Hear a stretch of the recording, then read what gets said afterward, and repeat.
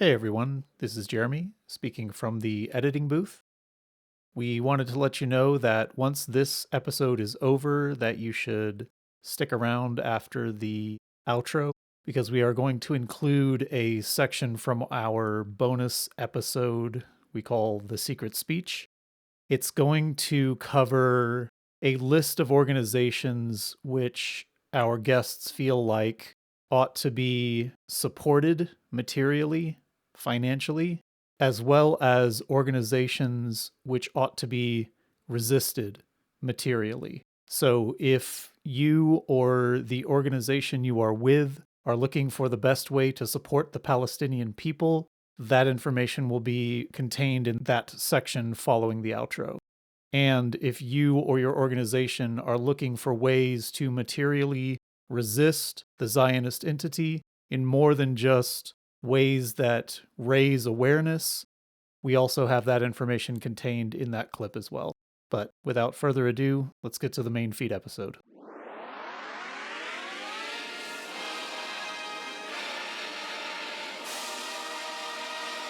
Welcome to ProlesPod.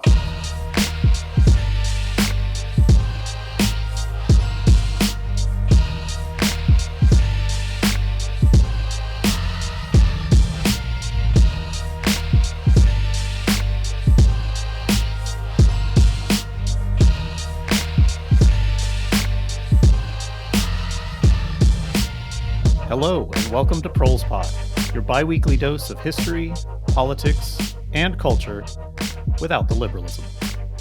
You can find and follow us on most social media platforms at ProlesPod and on TikTok at proles.pod. If you want to help us reach more people, leaving 5-star reviews on any of the various podcast catchers is the best way to do that. If you want to help us with our vision, you can subscribe to our Patreon over at patreon.com/ProlesPod. There's a lot of great stuff there, such as early access to main feed episodes, bonus episodes, theory beats, study guides, raffles, surprise drops, and more, with more on the way. This episode is brought to you by BlackRock. Today we're going to be talking about Palestine. We're going to be doing a little bit of a different style of episode. It'll be based more on questions and answers, but it'll be focused around the topic of Palestine, its history, what's happening today, and so on. But first, it's a small crew of the Proles today. It's just me and Ray, and our subject matter Hi. experts. Hello, Ray. And our subject matter experts are Cody and Amid from the Good Shepherd Collective. So I guess, fellas, where would you like to begin with, introducing yourselves or telling us a little bit about your work and what you do? Sure. I guess I could start. My name's Cody O'Rourke. I've been working here in Palestine for about 20 years now, actually. And it's been a long journey, coming from Michigan to here and trying to understand what's happening and, more importantly, what we can do about it. Over the years, myself and others, I guess in response to the international organizing spaces, particularly the NGO system, which kind of controls a big section of the narrative in terms of understanding the history of Palestine, Palestinian liberation, justice, and tactics and strategy. So we got together and tried to put together this structure of the Good Shepherd Collective as a means to kind of create a space for other activists here in Palestine and outside of Palestine, I guess, to kind of address the liberalism, within inside of the movement. Great. So that's kind of the Good Shepherd Collective and myself, just few sentences. Cool. Thank you, Cody. My name is Amid Faleh. I live in the West Bank.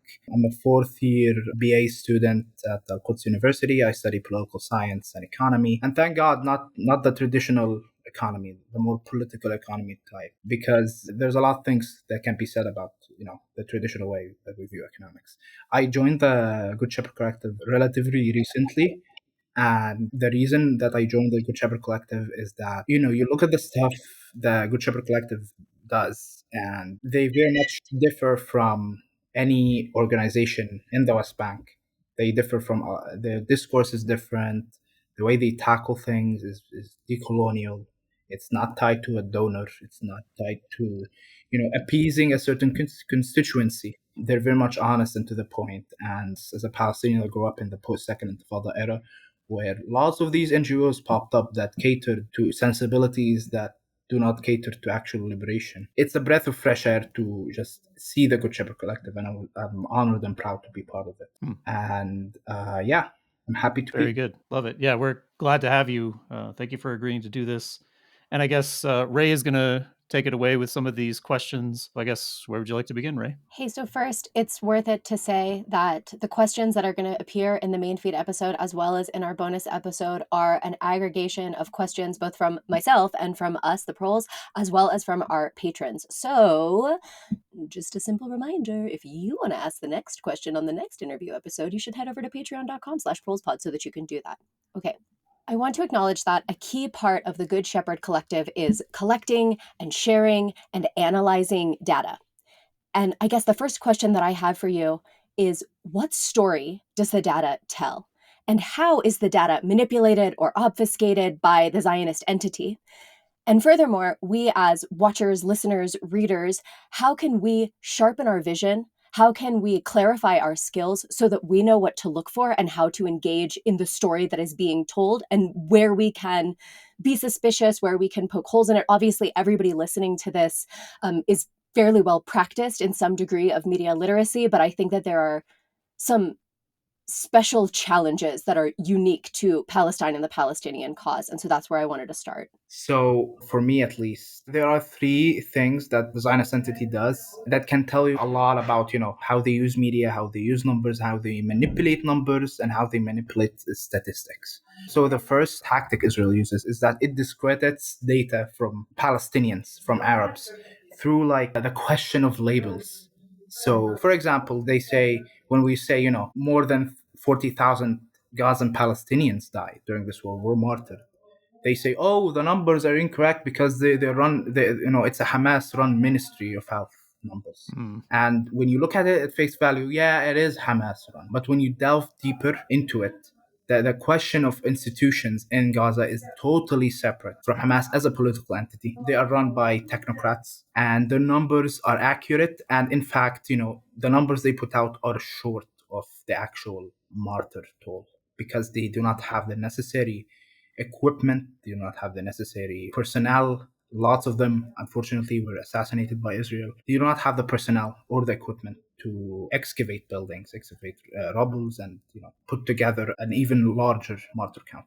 We know about 125 to 200,000, and even when talking to a professor of mine that specializes in statistics, and he said the number is probably even higher, because when it's published in a journal, it takes months. So in this month, these 3 to 6 to 7 to 8 month time span, how many more Gazans were martyred is the question. So no number captures the martyr toll in Gaza. They are still discovering martyrs in Lebanon as we speak. And it's been 40 to 50 days since the ceasefire in Lebanon. So we will not know the actual martyr toll in a long time. So this is the first thing, that Israel discredits data to secure its image, to secure its own facts. And it's an effective tactic for those that don't have media literacy, that don't have that in-depth look at the things that happen in Palestine. And there has been a shift in the narrative.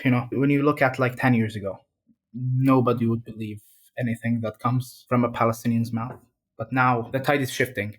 And part of the fact that the tide is shifting is through, you can't carpet bomb an entire coastal enclave and get away with it. You can't. Right. There's no tactic you can do that can convince millions of people that you're on the right path somehow. So this is the first tactic. The second tactic they have is they try to, especially, when we talk about the armed resistance in Palestine, they try legitimizing themselves and legitimizing their numbers through appearing technocratic. So in the sense that 2 of our soldiers were killed in northern Gaza during clashes with Hamas militants. And when you look at what Al-Qassam issues, and I believe them more, because they're actually on the ground and they have no media censor, they have nothing. They publish stuff as is. And they say, 10 soldiers were killed. And this has been a long theme of Israel. So when we're talking about the PLO's armed struggle phase, this also happened. Israel minimized their casualty numbers in order to also uphold a settler optimism and mentality, while trying to delegitimize the resistance as being ineffective. The third one is, and I think we see it a lot, is that they manipulate numbers. I mean, the most golden example of this is, for example, when they say there is no genocide and they give you a population growth number that conveniently starts from 1948, after 1948, like 1949 or 1950, as if like the Nakba didn't happen. And this sort of manipulation of data can fool a lot of people, and can fool a lot of people in the sense that, one, they manipulate the data. Two, they give a definition that doesn't exist of genocide. Genocide, your population number can go up, but you can be still under genocide. Israel, as a genocidal entity, as a bastion, quote unquote, of Western interests, as even like when you look at Zionist thought, it all rests upon the elimination of the Arabs. And in that sense, it is inherently genocidal as an entity. But they use the manipulation of numbers, the manipulation of dates, giving false definitions to imbue a sense of that we're lying, that we're actually living in paradise as Palestinians in the West Bank or Gaza or in 48 or as refugees, when that's not the case at all. Thanks, Hamid. No, those are all really important points. I think so much of how Israel is able to control the narrative is how integrated it is into the mainstream media, into the large newspaper outlets like the New York Times or the Guardian or et cetera, et cetera. And I think that a lot of it is really just based on racism and classism, I would say. Is that you have so many foreign correspondents here. They won't go into Palestinian neighborhoods for any real amount of time to get to understand, the community or see what's happening on a day-to-day basis. They stay in spaces that are really comfortable, such as Tel Aviv, because of the quote-unquote, Western lifestyle that it provides. And so much of the Western discourse is really is constructed by this whole ecosystem of people not really wanting to engage with Palestinians or taking Palestinians seriously. So we see that. And then in return, a lot of times, the data isn't understood or read through a paradigm of capitalism, of imperialism. It's read through an understanding of this liberal understanding of conflict. It's a Palestinian-Israeli conflict, like what Hamid was alluding to, only starting from like 1948, if they start at 1948 at all.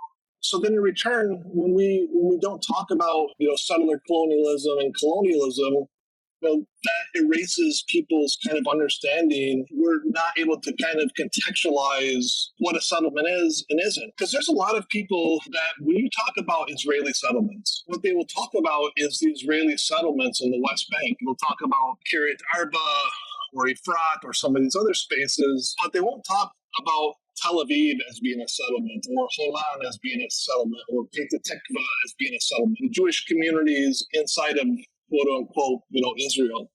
And so that really obfuscates the larger system of what's happening. When the data is just completely detached from theory and practice, that's not even necessarily something that Israel does, but something that we do as a movement.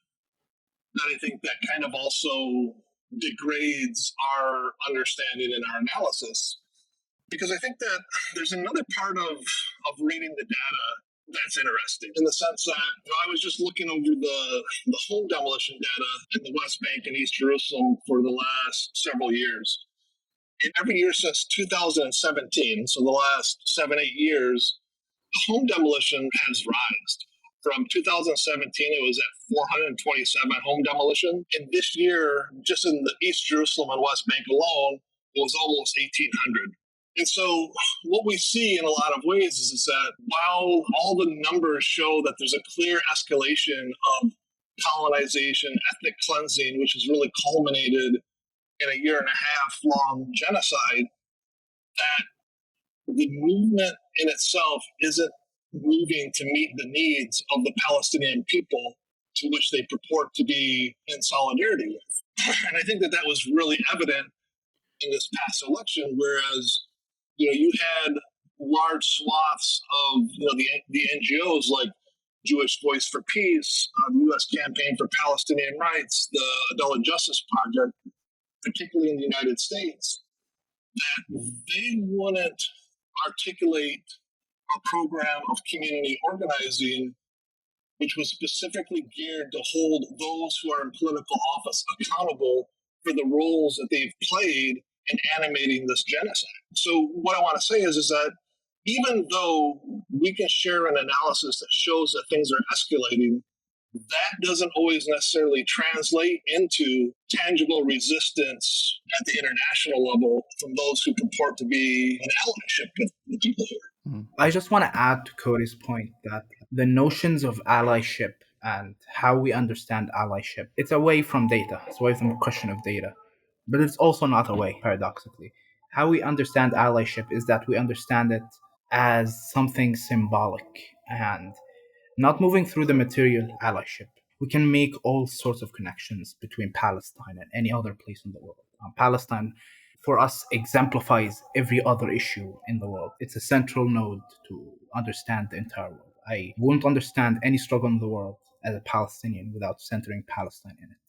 And in that sense, the notion of allyship, especially in the West, is rooted in the fact that we can do all these symbolic things. We can wear a kufiya, we can go to a protest for 1 hour, we can do X, Y, Z. And those are all things that, as a Palestinian, I appreciate deeply. People taking time off their day to do this type of stuff. But with the scale of everything happening, with the scale of the genocide, ever-increasing colonialism in the West Bank, the erasure of our existence from 48, there needs to be more material, concrete things. In that sense, that the movement in the West needs not to appeal to petit bourgeois sensibilities.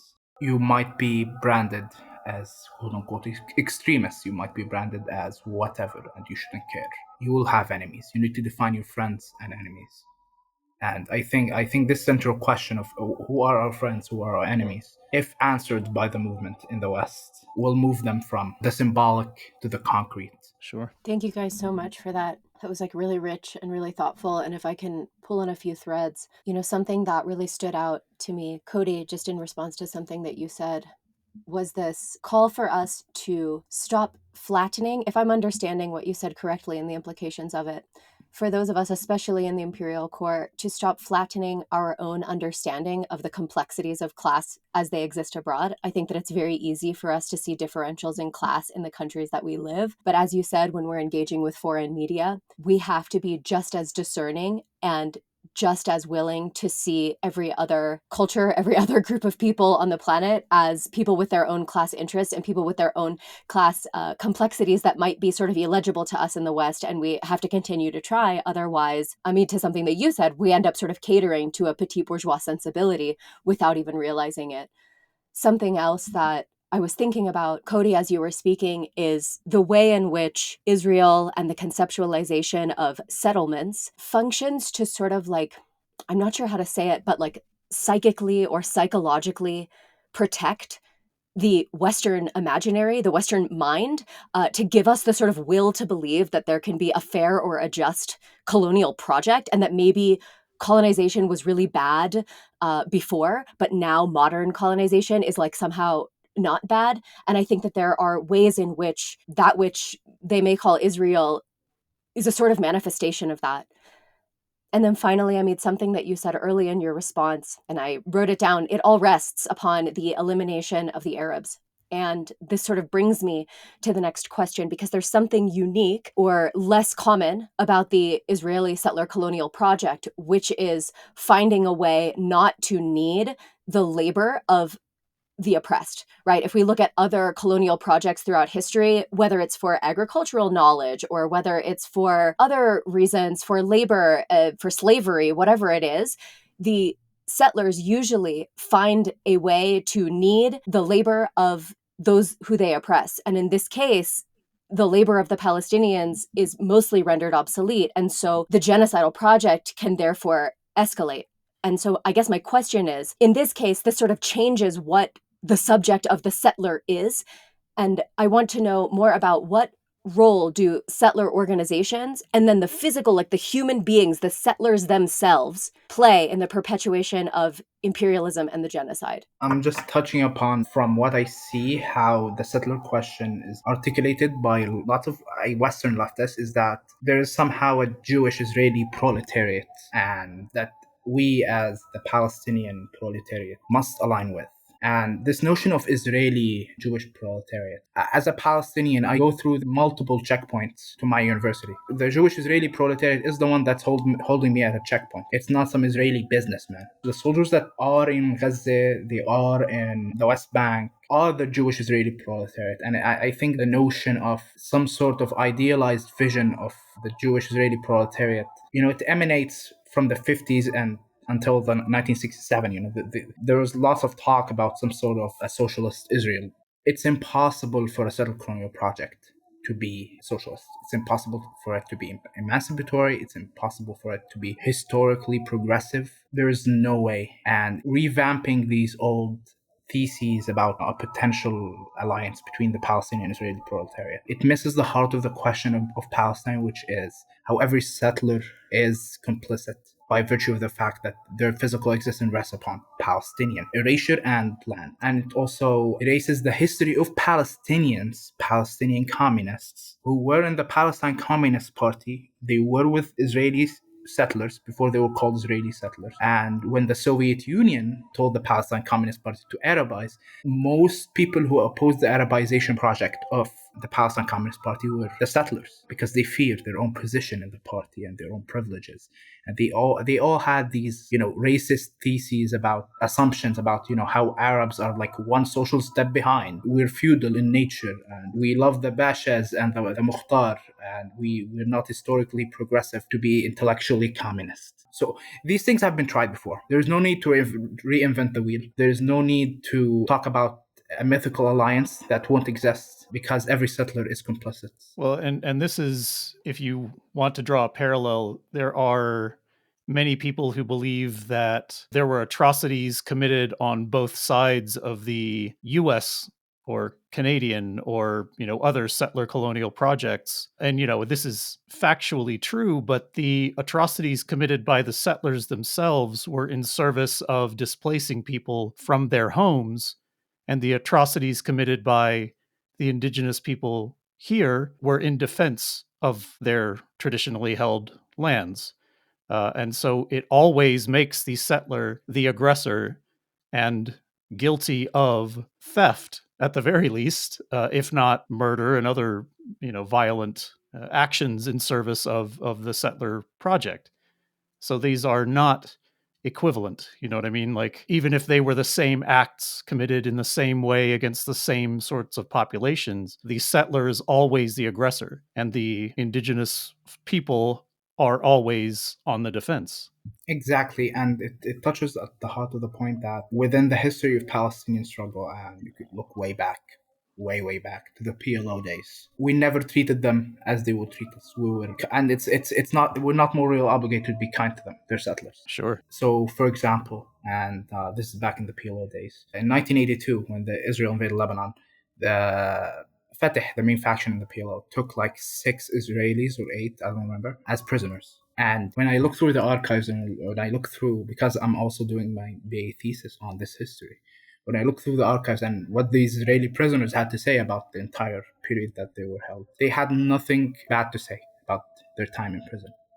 They were treated very well. We see parallels between this and how Hamas also treats settler prisoners, when in reality they're the ones who took the land. They're the ones who are aggressors and like went into Lebanon to invade it, and they killed innocent people for fun. You could look at soldier testimonies from that period. It's insane. And we had no reason to be kind to them, but we were. Mm-hmm. So the colonized, even in their Western perception of them being quote unquote barbaric, they're very much kind.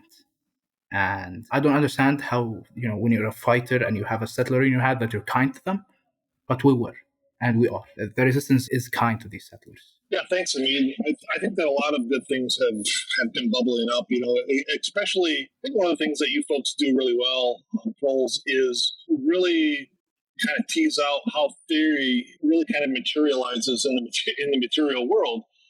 Patrick Wolf and other decolonial scholars have made the argument, what we've been saying here in this conversation, is that the settler existence is really premised on the erasure of the indigenous people. And surely we can see that across, the United States, of Canada, of, South Africa, of New Zealand, of Australia, et cetera, et cetera. And I think that a lot of times where the left, I think, kind of falls short is not kind of getting into theory of settler colonialism, in the sense that there's a lot of people who can't really understand the difference between an immigrant and a settler. And I think this is particularly true in the United States, whereas there's a sense that immigrants coming to the United States that are fleeing war-torn countries that the United States has, been fomenting, intentionally, that they should be welcomed into the United States and taken care of. That's certainly a sentiment in different spaces within the side of the left. So, when they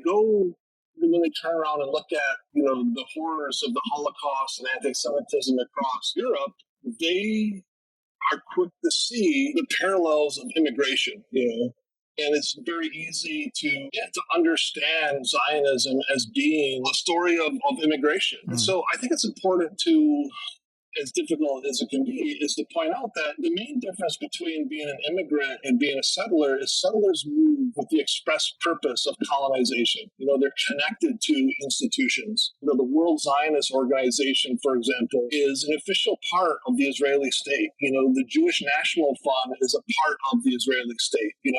In the very same way that, the Department of Treasury is a part of the United States. It's an official part of the Israeli government. That's a key difference, is that, people that are fleeing from Latin America to the United States, they're not integrated into these, political structures that are set up for the express purpose of colonizing the United States. And so I think that there's that real importance for us to make a distinction between what is an immigrant and what is a settler. But I think it's also important for us to not necessarily make value judgments on the people. We're not necessarily saying, when we say settler, I think that there's this derogatory connotation that goes with that. And I think, rightfully so.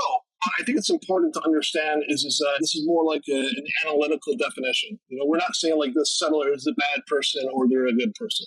That's not what we're saying. Because I think, again, for a lot of, especially people that are in this movement, they know Israelis, and they see them as good people. They see what they do, back home in Michigan or in New York or in Florida or wherever they happen to be at, that a lot of times they're involved with, different progressive, movements in the United States. So it's not about, for us, it's not about talking about whether a settler is a good person or a bad person. Well, it's about talking about the impact that they have on, the Palestinian infrastructure here. That in real ways, that because of the structure that they belong to, their existence is contingent on the erasure of the local population here. And in order for them to be here in a way that is conducive to society, there has to be a process of decolonization. Whereas the political structures, the economic structures are decoupled from this larger system of capitalism and restored to the indigenous people here. You see very few Israelis that are actually involved in that process. They're still involved in this understanding of let's negotiate Israelis and Palestinians within this model of conflict resolution. So one of the ways that narrative continues to stay alive is really through these settler organizations, here that are registered with the Israeli government. They're official nonprofits, but they're also able to build upon the nonprofit philanthropic structures in Canada and the United States and the UK. So you have these other organizations in Israel, like Regavim, for example. Regavim is this organization that has really worked hard with the side of the Knesset to kind of push forward much more extremist, accelerated vision of Zionism. They've been the ones that have been advancing the turnover of administration of the West Bank from the military to actually the Knesset, for example. They were the ones that proposed the nation-state bill that effectively undermined Palestinian Israeli rights. They were the home of Bezalel Smotrich, kind of the far right. I forget what he is. national security. Yeah, but he's been calling to turn Janine into little Gaza. He's also been calling for the ethnic cleansing. So it's important to understand that these NGOs are really leveraging the nonprofit structures in the United States, to finance the ethnic cleansing here. So organizations like Regavim raise millions of dollars from the United States in order to finance what's happening here. And so, most recently in the United States, in different leftist spaces, people have been ringing the alarm bells that, Donald Trump wants to shut down these Palestinian NGOs. I can't remember the name of the bill. And one of the reasons why is that we haven't really seen that being really that important, because when we look at the philanthropic structures, historically, those have been structures that have been used to create violence. And not just, in Israel or in Palestine, but the churches, in their kind of, historical nonprofit understanding across Europe were leveraged to colonize all of Africa. So when we think about, these organizational structures, it's like, for us, it's not only just the settler organizations in Israel that are able to leverage, these financial instruments to create propaganda campaigns, to push more violent policies within inside of the Knesset, but it's also looking at the ways that the NGO structure inside of the United States has also kind of like damped down like understandings of Palestinian liberation and resistance there. I think it's also just important to understand is that, when we, for us as the Good Shepherd Collective, when we're talking about settler organizations, we're not just talking about the far right organizations like Regavim or the New Israel Fund or some of these other ones. We're talking also about the liberal groups as well, like B'Tselem, who's often a widely cited organization. We're also talking about ACRI. We're talking about the Association for Civil Rights in Israel. We're talking about Combatants for Peace. We're talking about these different Israeli NGOs that also kind of work to obfuscate the impact that Israeli settlers, not just in the West Bank, but Israeli settlers in Tel Aviv and in West Jerusalem, have on the impact of Palestinians here. Because for them, it's like, if we can show, a good Israeli, then that kind of legitimizes their presence and being here, and then therefore we just have to work together for a solution. There's this weird way that they've been able to kind of secure an ongoing settler existence within inside of our imagination by having these kind of campaigns of like, we just want human rights for everyone. We just want equal rights for everyone. Well, it's like, you can't secure the rights of settlers without those coming at the expense of Palestinians. It's kind of like this equal rights for all is kind of like, it's kind of like a new version of all lives matter. So all of this can't take place without having these structures of NGOs and nonprofit laws and that charitable giving. And so one of the things that the Good Shepherd Collective has tried to point out is that we need to challenge the nonprofit system as a whole and kind of rethink it. And now, a word from our sponsor.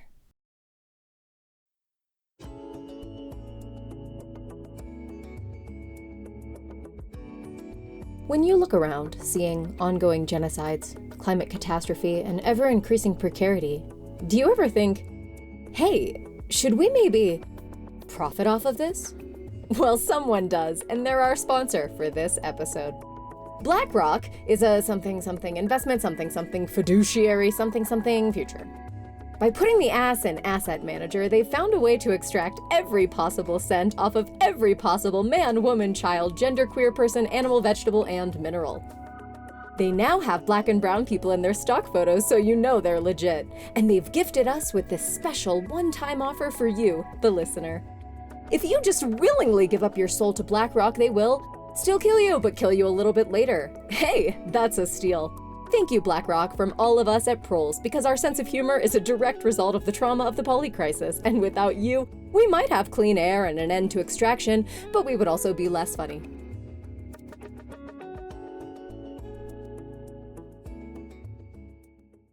And now, back to the show. So as you guys are speaking, I'm hearing language like immigration, socialism, migration, proletariat, and that brings me sort of to my next question, which is, what role does language play? I think that on the left, we walk a sort of like fine line, right, between policing other people's language or demanding that everybody has the correct sort of narrative, and also the acknowledgement that like words mean things. And so what role does language play in terms of framing people's perceptions? What questions remain outside of the collective imaginary, right? Like what questions go unasked when our language is limited? What words get to mean what? Words like genocide, Zionism, ceasefire, right? Because there are plenty of liberals calling for a ceasefire, but I don't think that they mean what I mean when I say it. Words like resistance, words like fascism, who gets to decide? And if you guys could talk about what impact those decisions have. Yeah, definitely. And it's been a question that's been on my mind for a long time, how language creates a reality and the back and forth relationship between language and reality. And I think in the past year, I saw lots of people getting mired up in the question of language. Is Palestine, for example, and this is a very famous question locally, um, is Palestine a human cause or an Islamic cause? And I think Palestine, in that sense, encapsulates both the human and the Islamic and the socialist, because you can find every contradiction within the paradigm of Palestine. So when people debate stuff like, is Palestine an Islamic cause? Yes, it is, because it holds a value for Muslims. And it's also, Israel is the most intensive form of capital and capital accumulation that history has ever seen. So it is a human cause, it is an Islamic cause. Sometimes language can create unnecessary barriers that need to be cut short, especially in how we conceptualize, the struggle in Palestine. With regards to how language can be effective, like for me, language creates these networks of solidarity. It creates, a common ground on which, both people, if I'm speaking to someone, we can agree on a base analysis that we can talk about. It is important in the sense that we need to have a base so we can talk about Palestine. And I see this with lots of people. The question of for example, the genocide in Gaza and the emphasis on the fact that it is a genocide also strips away native agency. Is that I was coordinating an event past October, and it was titled 1 Year of Genocide. And I'm like, yes, it is a 1 year of genocide, but it's also a 1 year of resistance also. Gazans are not laying down to the floor just dying. They're also resisting. Mm-hmm. Some of them with arms, some of them by taking care of their families while living in hellish conditions. Some of them help entire neighborhoods. They have these communal kitchens. Some of them, go participate in civil defense activities. They put their lives on the line. So in that sense, the question of genocide, the question of a ceasefire, of resistance, and sometimes resistance, like the framing of how we view resistance, can also be counterproductive in as far as when people talk about Palestinian resistance, especially in the West, I want to say an overinflation of the capabilities of the resistance. So we're talking about people with locally made guns, locally made weapons, with training, yes, but the Gaza Strip is small. It's a miracle that the resistance in Gaza right now is ongoing a year and a half during a genocide. But we must contend with the fact that lots of capabilities of the resistance were destroyed. Lots of good leaders in the resistance were assassinated. And how we put this fine line of, or how Westerners put the fine line of victimizing Palestinians, because we are victims. We haven't seen justice for a century. And how we're resisting is a crucial question. I think language plays a huge role in it. So in that event, I suggested 1 year of genocide and resistance.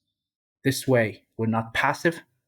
but we're not also, overly inflated in our capabilities as Palestinians because we're just a people. There are lots of shades of Palestinians. There are lots of stuff happening in Palestine that on the daily that they undermine our steadfastness as Palestinians. And I think in Gaza, in the West Bank, in 48, and I think when you focus too much on the military side of things, the armed resistance, you miss these crucial aspects. There's a genocide going on. And I've seen a lot of people expressing sympathy, expressing, the fact that there's a genocide happening, but you see through the minute focus on the military side of things that, in a sense, it downplays the atrocities that are being committed in a way. I'm not saying it's a conscious thing. It's not a conscious thing. It's a subconscious thing. And I think it stems from a good place of heart, but we also must be careful in how we put these questions. Is it resistance? Is it genocide? Just without resistance? The question of also Zionism. Different people have different definitions of Zionism. And in definitional questions in language, we must go back to the source. And when you read the writings and the findings of the original Zionists who came, they were pretty explicit. We need to erase the Arabs, the remaining Arabs. We need to put an iron wall, a military iron wall, to the fact that they know they can't beat us, so they will just surrender. We need to expropriate their labor for the time being. Once we become more powerful, we don't need their labor and we can kick them out. The question of, what is fascistic and what's not fascistic. I've seen some people call Hamas fascistic. I don't know how.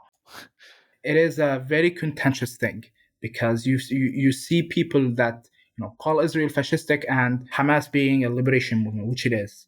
And you see the other side of the coin, which is like Israel is socially liberal and an oasis of democracy, and Hamas is fascistic. In the sense of what is fascism and how is Hamas fascist? We must ask these questions. How is Israel fascist? Is Hamas really fascist? Is fighting for the land fascist? Is it an inherently fascist thing to fight for land, for emancipation? And I think when I say Western leftists, it's an umbrella term for lots of people. So, those social democrat types that love saying that Hamas is fascist because it has an Islamic epistemology to it. They miss a very crucial point that in Palestine, it doesn't matter what ideology you have. If the long-term strategy is emancipation, after liberation, we can debate these things. I have no problem debating them. But in the question of people nitpicking and preferring the PFLP over Hamas or preferring this faction over the other, it's I think childish. Well, it's not materialist either because it's not materialist at all. The PLFP is not in the position to have the strength that Hamas does. Exactly. So it is irrelevant whether you prefer them. They don't have the power to do what needs to be done in terms of resistance. And it's not just social democrats. I know you singled them out, but it's also ultras who believe that any argument in favor of a state or some sort of like state entity as a form of liberation or resistance is inherently capitalist or statist or fascist or whatever they want to call it, and therefore not to be defended. Which is again not materialist and not serious by my estimation. I think if you told this to the average Palestinian on the street, they would just laugh at you because we're not in a position to pick and choose. Hamas is part of us. It's part of our society. It's an inherent organic part of Palestinian society. It's not something imported. And I think when you call them fascists, you miss a very crucial point that they're the only significant force that is fighting Zionism in Palestine and trying to liberate Palestine. When you exclude and try kicking out Hamas from this equation, what are we left with? We're not left with much to speak about. And the cause is diluted to cater to a specific audience and a constituency when Palestine needs a mass support base. It needs a national front in Palestine and abroad, and it needs real unity. And within that, the question of language is just irrelevant to the entire conversation at hand in Palestine. So language can be beneficial. It can be very harmful. It can get us mired up in semantics that are not productive. Mm-hmm. And it plays a dual role. So language creates reality, but we also must know what this reality is and what we want reality to be. I was just going to say, also for me, it's sort of very simple. I think that even if, which is, to be clear, this is not the case, nor is it my opinion that this is the case, but even if all of the worst things that we said about Palestinian people or Hamas specifically or whatever were true, and all of the best things that people said about Israel and Israelis were true, colonization is wrong. Right. And genocide is not a response to any of those like societal shortcomings. Mm-hmm. Yeah, exactly. I think the question of us being, socially backward, and that's how somehow justifies that we can get killed en masse by some, I don't know, European or some, I don't know, some American flying an F-16 fighter jet. It's ridiculous. It's absolutely ridiculous, and I don't get it. But maybe because I'm at like the receiving end of the bomb. I don't know. Right. And I think people want, because they're used to consuming fictional media to educate themselves about how the world works. This is not a new phenomenon. This is something that's been recorded and claimed for decades. That particularly the West is informed by fiction more than it is by facts. They want a perfect victim, and they want a perfect sort of hero, and that is not the case anywhere. Do I wish that everywhere in the world all national liberation movements were socialist or communist or whatever? Yeah, absolutely. But are they? No. Does that make them indefensible? Obviously fucking not. So it doesn't really matter what the social character is of these resistance movements. They are resisting settler colonialism and therefore should be supported and defended. Exactly, and within this very, and it's a trend in every colonial setting that the colonized social shortcomings are amplified. There, it's not a real term, but like it's barbaricized in a way that it becomes any societal shortcoming that we have any real conversation about it's diluted into a camp where just because we have them, we deserve to be killed en masse, or people denying, the real work we need to have as a colonized society. Um, and, we're not a perfect people. We don't need to be a perfect people to say, hey, we need to have a bit of justice for ourselves. We need to have people stop colonizing us, stop carpet bombing us. We don't need to be perfect. We don't have to be perfect because no society is ever perfect. Mm-hmm. And also, no societal imperfection justifies genocide. Like, we need to normalize the reality that genocide is always the wrong move. Like, what the fuck? Exactly. Genocide is not even a reaction to these quote-unquote societal imperfections. It is an inherent trait of Israel, and it's going to do it, whether we're branded as progressive or not by the West. Right. It's going to do it. One of the things that we're really confronted with is, I think, like we've all kind of alluded to, is that on the one hand we recognize that language is important and that it shapes and crafts our understanding of the world around us. But you also don't necessarily want to get so hung up on the semantics that we can't find points of unity. And I think that one of the things that that we've tried to do as a collective is really kind of make that distinction between are we critiquing individuals or are we critiquing institutions? And I think that that's also kind of an important thing to think about when we're trying to advance and kind of bring people into a fuller understanding of capitalism, imperialism, colonialism. Because when we critique individuals, that's completely different than critiquing institutions and movements, and certainly different online personalities who make their own brand off of being like professionals, for example.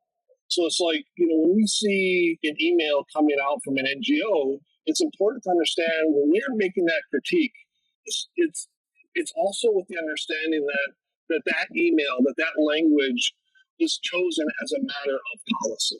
That it had went through multiple drafts, that it had been through reviews and breakout sessions, and it's very intentional, Whereas, if someone is using, this messy understanding of, international law and human rights, might just be like in their first or second year of college, and they're just getting introduced to the Palestinian question of liberation.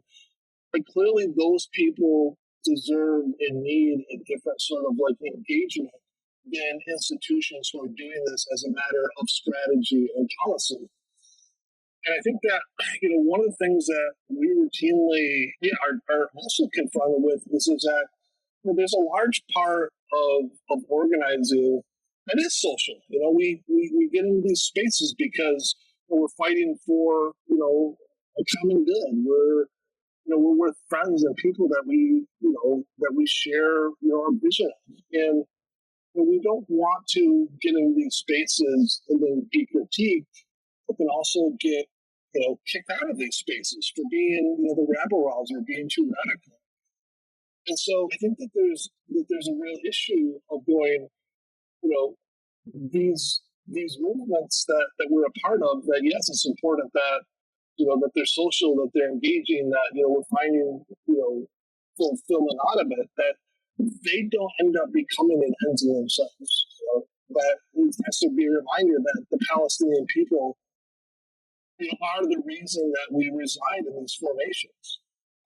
Because time and time again, we've said hey, look at these are issues that we see that's happening. For example, there was this group that was doing some organizing here on the ground. The organization is called the Center for Jewish Nonviolence. And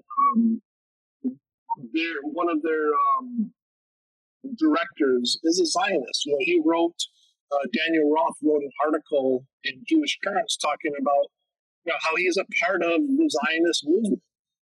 And so, this was a group of people that were and are connected with Jewish Voice for Peace.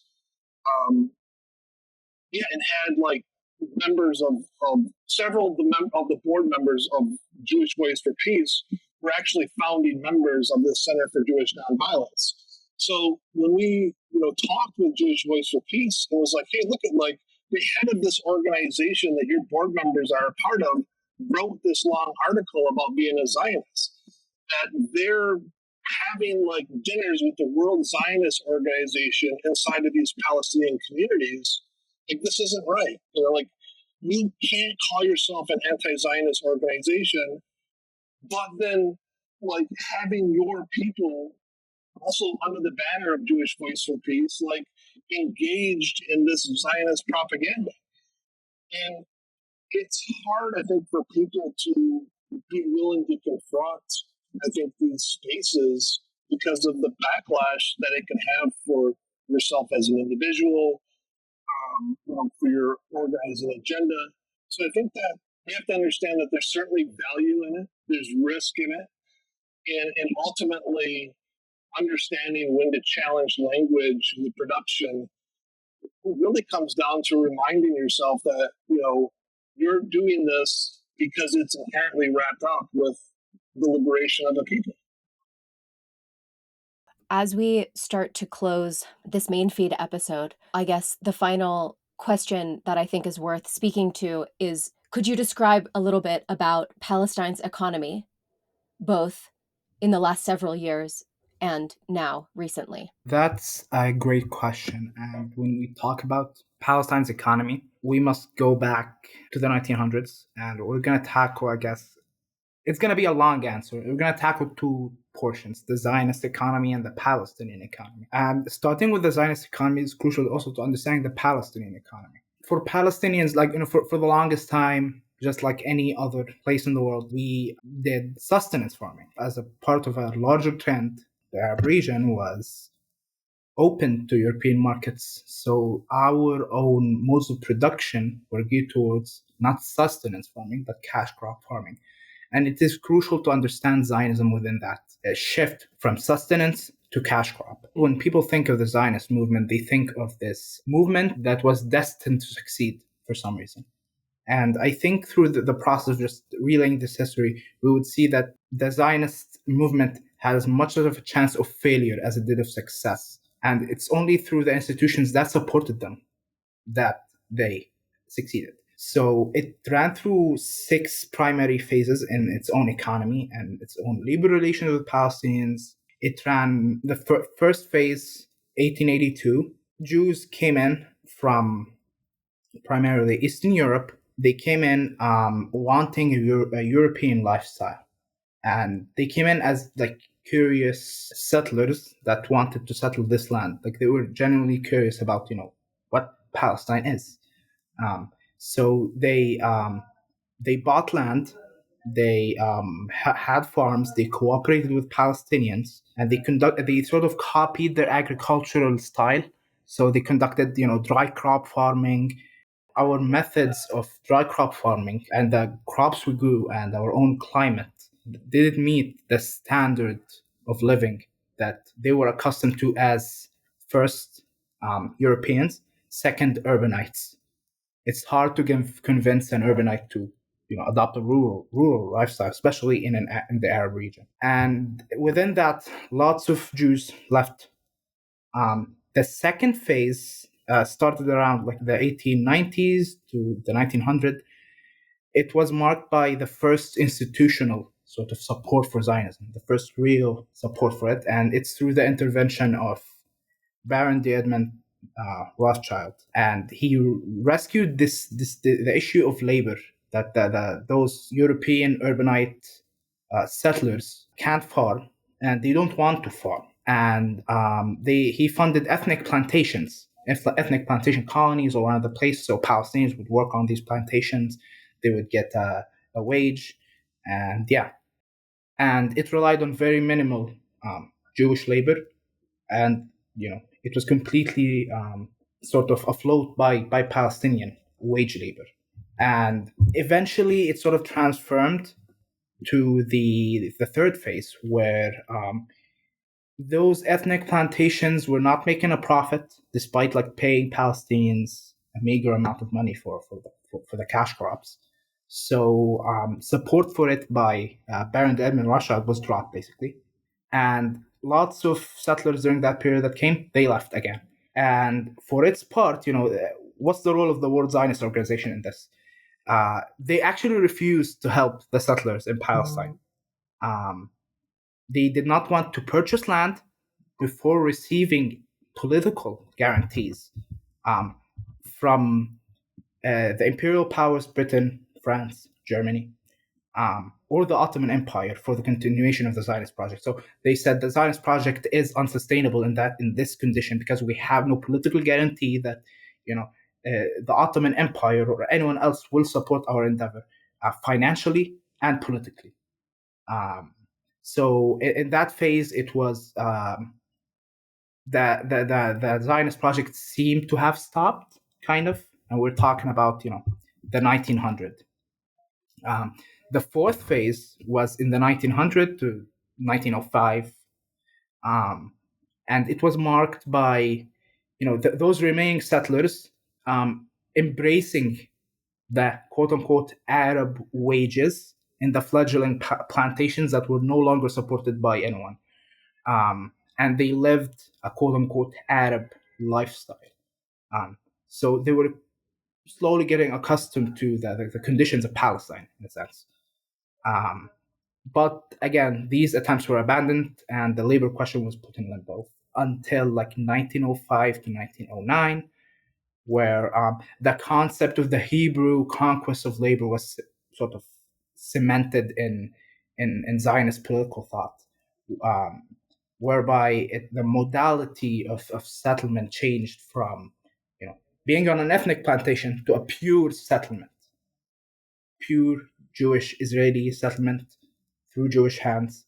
And they vehemently rejected Arab labor, but in a sense, and this is very sort of weird and paradoxical, they also embraced Arab labor because the Yemeni Jews who came to Palestine, they were regarded as Arab, but also Jewish. So for the European urbanite Jew, that came to Palestine and didn't want to get his hands dirty in the dirt, I guess, and didn't want to farm, they employed the Yemeni Jews because the climate in this region is sort of similar. The Yemeni Jews can get accustomed to the Palestinian lifestyle much better than any European can. And in this sense, it also had a limited success. It didn't convince plantation owners to transform their plantation to a pure settlement. Despite employing Yemeni labor in that period, and when we talk about Yemeni, it's not like thousands of laborers, hundreds, a small amount. They were in small numbers still. They were still more expensive than Palestinian labor, and the Jewish plantation owners were like, no, we're not gonna, because they're expensive. This endeavor failed until the sixth phase, where the World Zionist Organization, 1909 to 1920,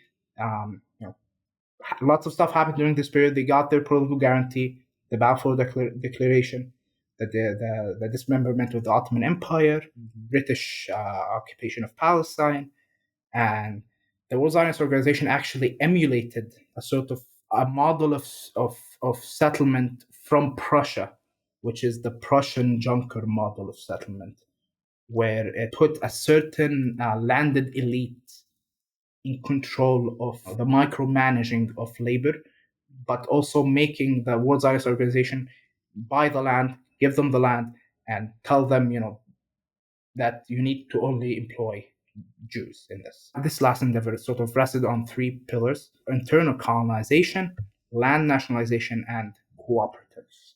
So they established cooperatives, which were mistakenly thought by Marxists of the period for them to be socialist. And this also, gave them a political leeway in the world stage.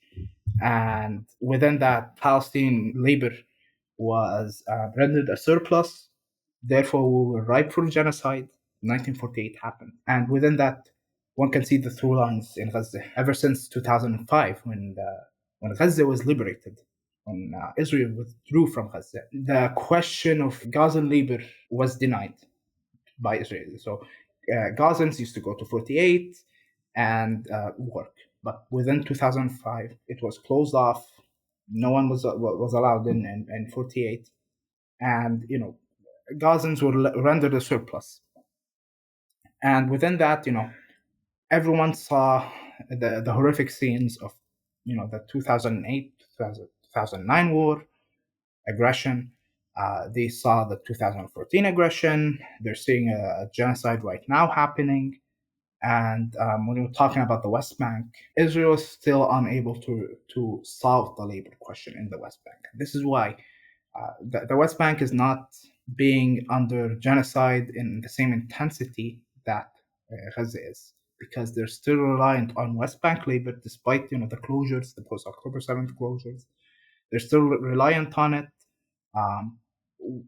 The working hands of Palestinians are crucial for the Zionist economy, and they can't abandon this for the time being. They tried importing, foreign labor from East Asia, from parts of Africa, but it was more expensive. It was inefficient for them, so they're still reliant on Palestinian labor because it's a commuting labor. So Palestinians go in, they work, and they go back home. But within, importing migrant labor, there is a lot of stuff that's complex about it, finding a place for them, being legally registered, etc., etc. It costs both the Israeli business owner and the state, the entity, a lot. And through this, we can explain how the Palestinian economy is, which is not an economy. It's multiple economies. Even in the West Bank, it's multiple economies. We have, the north of the West Bank, the south of the West Bank. We have 48. We have Gaza. So, and in one article by a Palestinian economist named Raja Khalidi, he derided the notion of a Palestinian economy. He's saying basically, no, there's no such thing as a unified Palestinian economy. Because when you look at the economy of the West Bank, it's radically different from Gaza. It's radically different from 48. The labor question in the West Bank is different from Gaza. It's different from 48. But through everything, I think there's a through line in those economies, is that there is a sense of de-development. They undermine native institutions. They undermine any capacity for autonomy for the native. Agriculture, industries.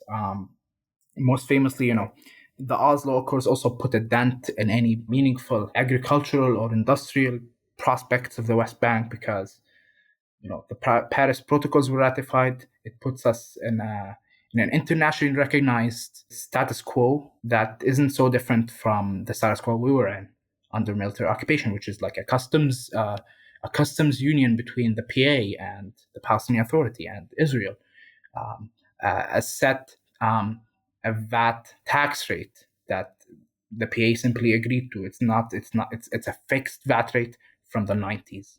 It put dents into the creation of a national currency. It put dents into lots of stuff that were under military occupation, and it's now internationally recognized as a ratified agreement, which is scary. It puts us in a very vulnerable position because the PLO agreed to this, and the PLO is supposed to represent the Palestinian people. And yeah, we're trapped between a rock and a hard place in that sense. But also the question of Oslo, this designating areas as A, B, and C. A being under, full Palestinian security and administrative control. B being under Palestinian administrative control but Israeli military control, and C fully under Israeli administrative and military control. It also puts a dent to any agricultural prospect of the West Bank. The West Bank is a mountainous place, but it's also a very fertile place. Traditionally, it's a very fertile area. It feeds into the larger ecosystem of the Levant. And I heard one story by a researcher that loves agroecology that the sesame that was grown in Jenin found its way to Europe, and apparently some French king was using sesames grown in Palestine, and in that sense, Palestine is part of a larger worldwide, previously mercantile, but now capitalist economy. And the laws of neoliberalism and how it's enforced through violence and force, very much prevalent in Palestine. And within that, as I said before, Palestine encapsulates every struggle in the world. We're a testing ground for neoliberalism. We're a testing ground for everything that is under the sun, short of a nuke. Thank you so much for sharing all of that and for helping to sort of concretize, something that we were talking about earlier of the tensions in the inherent contradictions of the Zionist project, as well as the ways in which rendering the labor and participation of Palestinian people in different regions correlates with the escalation of genocidal violence. I think it's really devastating to hear, and also very helpful for listeners to sort of contextualize that relationship and this sort of like parasitic nature of the Zionist entity and the devastating and ongoing and terrible, truly terrible impact that this has and will continue to have on Palestinian people and Palestinian land for as long as this project is allowed to continue. As we come into closing, I guess the obvious question that so many listeners had in the Patreon and through our social media is like, how can people continue to help? What role does our own attachment to our comfort play in our inability to escalate our support? And then I guess the last piece of that is, are there actions that people are taking or have taken, and you've both alluded to this during this conversation, with the intention to support that are harmful or counterproductive? Yes. So the question of, what can folks do to help out Palestinian liberation? Yeah, I mean, I think certainly, committing yourself to study it, as you put it. And I think that can sound kind of, fluffy in a way. But the reality of it is that, there's a lot of folks that are trying to help out Palestinians, but their actions aren't rooted in a colonial praxis. It's not anti-capitalist. It's certainly not anti-imperialist.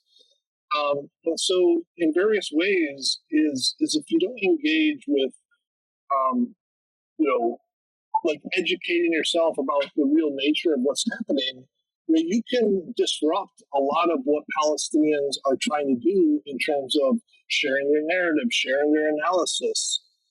So I think the first step is really to engage in what's really happening. And I know that can sound kind of cliche, but I think it's important to study the folks like Fanon, like Lenin, like Marx, et cetera, to get a base of understanding of what's happening, because there's a lot of folks that don't. And of course, it is difficult, I think at times to ask Palestinians, what should we do next? Because I think a lot of Palestinians, certainly here are frustrated, because what people don't realize is that, people in Gaza, people in the West Bank, people in East Jerusalem, they have social media. They're watching of what people are saying, what actions they're taking. So when people are having poetry reading contests, and people in Gaza are starving to death, and you're not sharing their GoFundMe campaigns, it's like, well, what is that about?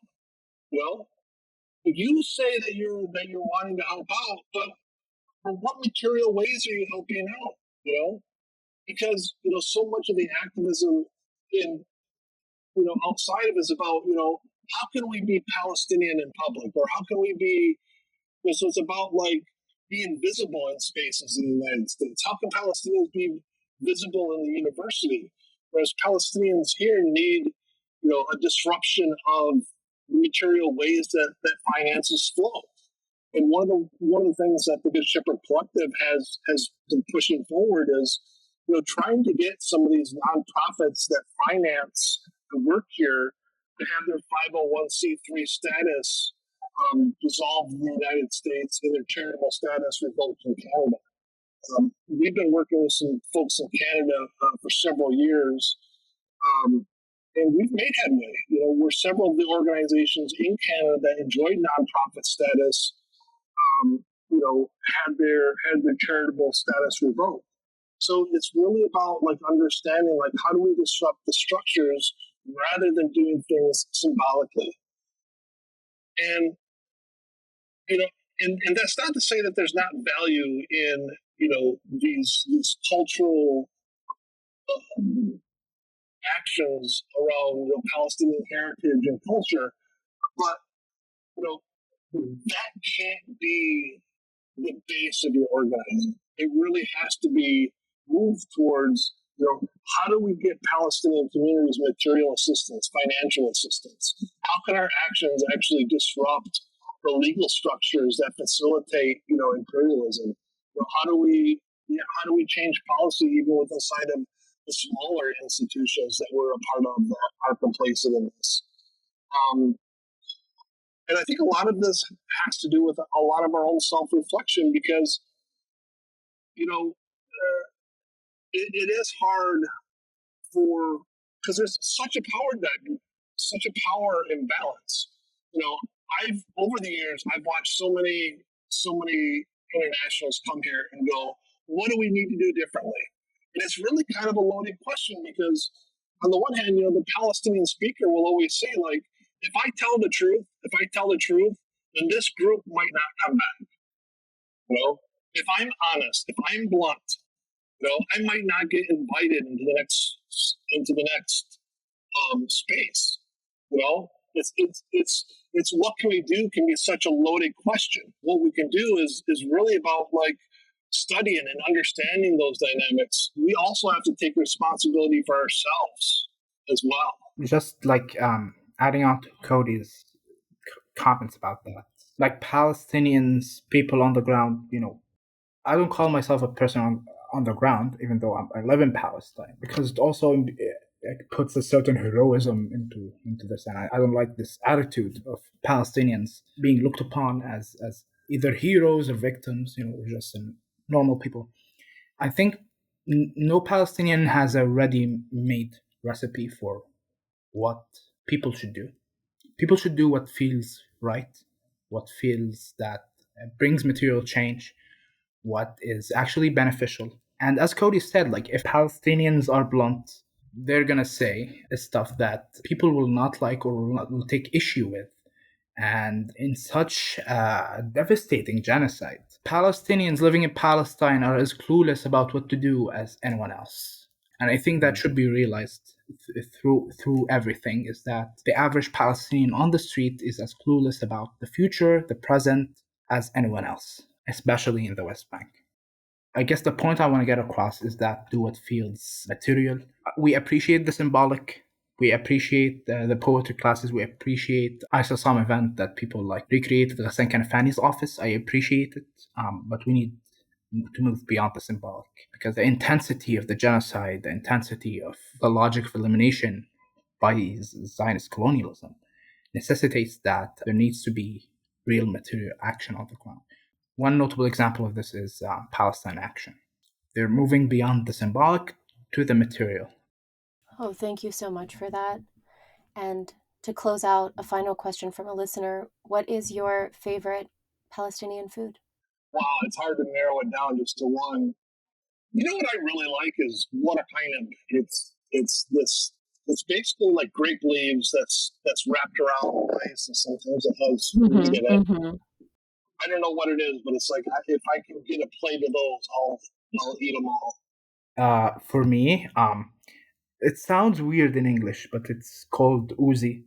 And uzi sounds disgusting, but it's actually a really good dish. It's basically spiced rice with minced meat, lots of vegetables, and yeah, it's an amazing dish. Definitely my top first. Like I can never get tired. Just eat uzi all day for me. Thank you, guys. And for those of you who are able, please join our Patreon and stick around for the bonus episode. That about does it for this episode. Thank you so much to Amid and Cody for giving us all that good information and some sense of, I guess, direction on where to go now. Also to our listeners and Patreon subscribers. Some of you may have noticed that your names are not being read in spite of the fact that you have signed up for our Patreon, and that is because we have gotten so many to the tune of hundreds. Thank you. Yes, thank you so much. That we feel like it would be somewhat tedious to read them all at once. So we are trying to do them in chunks. The influx has slowed down to some degree, so eventually we will catch up. So I apologize if you signed up expecting to hear your name on the next episode. We will certainly get to you. But the newest ones in terms of what we have selected are Sergey, Russell, Frida, Matt, John, Bilbo Swaggins 43, Ben, Rex, Jason P., Chris Nix, Welfare State, Anthony, Le Révolutionnaire Ordinaire, Sarah, Dan, D, Brandon, FTW All Day, Melancholic, Michael IFT, Jorge, Sarah, Thomas, John, Gabriel, and Nolan. And we want to give a very special shout out to our Vanguard patrons, The Winking Cossack, Talking Socks, Carlos Marx, and Comrade Chihuahua.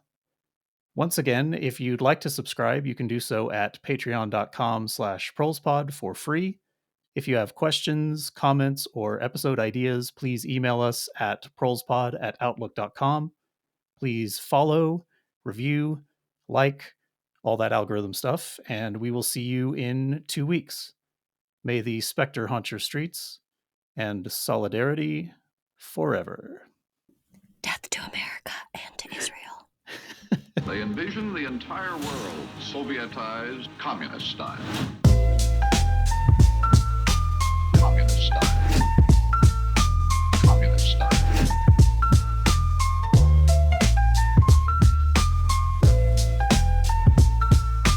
Communist style.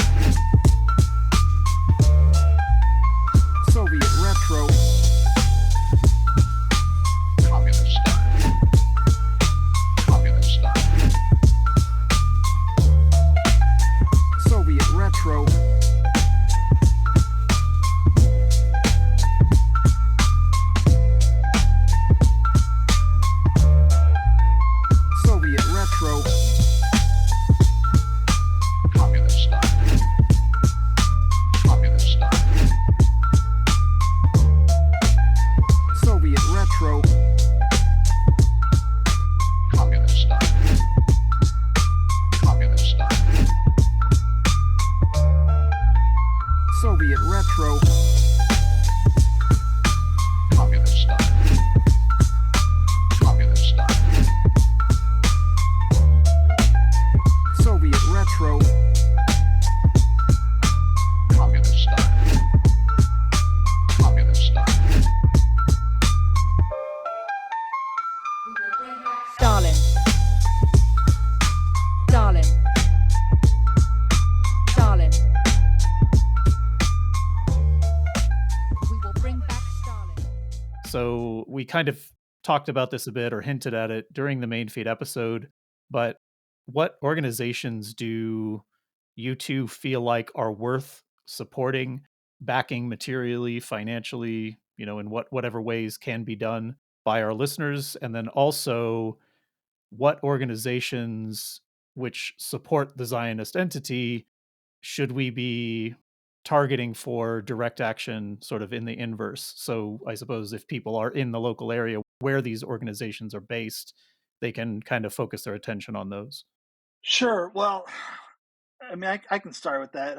One of the things that we've been trying to do is we've really been trying to uplift these individual Gaza campaigns. And there's a couple of organizations, Gaza Funds and Workshops for Gaza. They're two organizations that, work to actually vet some of these GoFundMes.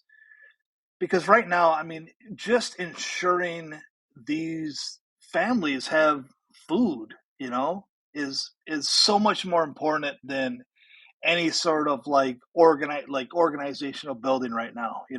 I think that people outside don't understand the ways in which every fundraising effort, Palestinians are extorted at absolutely every level. Everyone is taking a cut. Inflation is so crazy that a statistic that a person in Gaza that I know communicated to me was that their small family of just 4 people, 2 adults and 2 children, were requiring about $500 per week just to survive.